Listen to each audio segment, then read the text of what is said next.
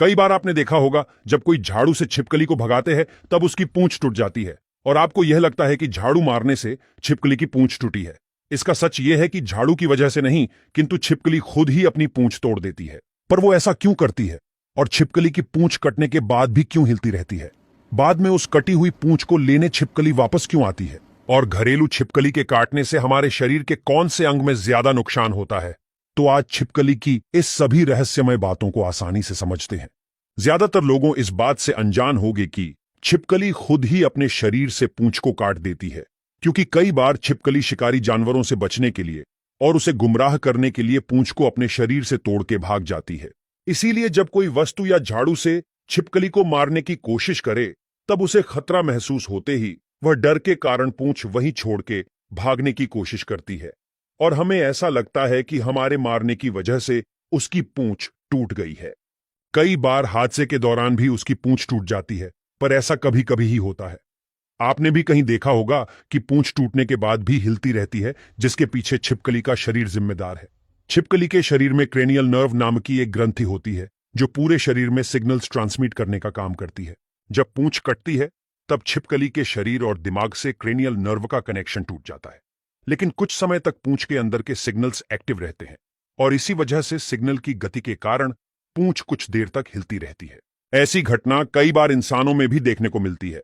कुछ केस में ऐसा देखा गया है कि हाथ की उंगली कटने के बाद भी कुछ क्षणों तक हिलती रहती है, जिसके पीछे भी वही सिग्नल्स जिम्मेदार है। क्या आपने कभी सोचा है कि अगर एक बार छिपकली की पूंछ टूट जाए तो दोबारा नए सिरे से उगती है या नहीं? तो इसका जवाब है हां। वैज्ञानिकों की रिसर्च के अनुसार कुछ छिपकलियों को हूबहू पहले जैसी ही पूंछ निकल आती है। जब कुछ की पूंछ तो आ जाती है, लेकिन उसका ढांचा अस्त व्यस्त होता है, जो सिर्फ कुछ सेल्स का बना होता है।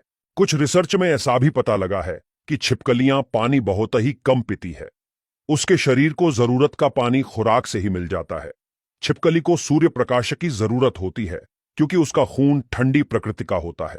इसी वजह से छिपकलियां बर्फीली जगहों से ज्यादा रेगिस्तान में ही देखने को मिलती है।